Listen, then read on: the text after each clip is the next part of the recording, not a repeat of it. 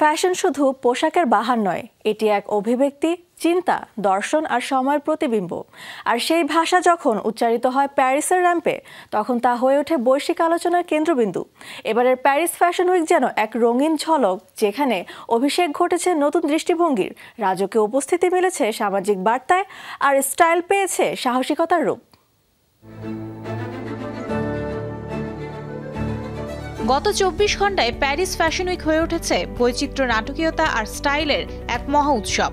ফ্যাশনের এই রাজধানীতে ভিন্নধর্মী উপস্থাপনায় নতুন মাত্রা যোগ করেছেন বিখ্যাত ডিজাইনার পিয়ের পাওলো পিচিওলি। ব্যালেন্সিয়াগার হয়ে তার অভিষেক কালেকশন দ্য হার্টবিট নিয়ে আলোচনা কেন্দ্রবিন্দুতে চলে এসেছেন তিনি। ভ্যালেন্টিনোর প্রাক্তন সৃজনশীল পরিচালক পিচিওলি এবার ব্যালেন্সিয়াগার হাল ধরেছেন। তার উপস্থাপিত নতুন এই কালেকশনে দেখা গেছে কেপ স্টাইল জ্যাকেট, হালকা ওজনের ড্রেপ, গভীর রং আর শক্তিশালী নকশা। তার মতে, পোশাক শুধু শরীর নয়, মনকেও আবৃত করে। এবারে ফ্যাশন উইকে সবচেয়ে বড় চমক ছিলেন ডাচেস অফ সাসেক্স মেগান মার্কেল। একেবারে সাদা মাটা শুভ্র প্যান্ট স্যুটে তার উপস্থিতি ছিল মার্জিত, শালীন ও বার্তাবহ। এই প্রথমবারের মতো মেগান প্যারিস ফ্যাশন উইকে অংশগ্রহণ করলেন।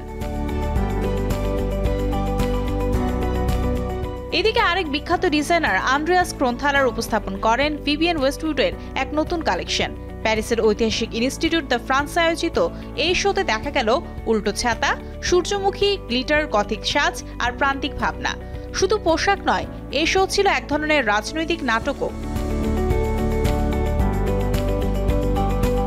অন্যদিকে সামাজিক মাধ্যমে আলোড়ন তুলেছেন মার্কিন মডেল কিম কার্দাশিয়ান। প্যারিসে তার সিলভার গ্লো আর সংক্ষিপ্ত কাটের নতুন হেয়ারস্টাইল দেখে অনেকেই বলছেন এ যেন এক নতুন কিম। তার পোশাক ও উপস্থিতিও ছিল চোখে পড়ার মতো। এবারে প্যারিস ফ্যাশন উইক যেন এক সামাজিক বার্তার বহিঃপ্রকাশ। ডিজাইনাররা যেমন নতুন নকশা নিয়ে এসেছেন, তেমনি উপস্থিত তারকারা দিয়েছেন বক্তব্য।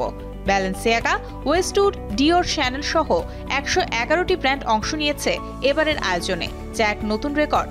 এবছর স্টাইল ও স্টেটমেন্ট একসঙ্গে পথ চলেছে, আর সেই পথেই হয়তো তৈরি হচ্ছে আগামী দিনের ফ্যাশন মানচিত্র।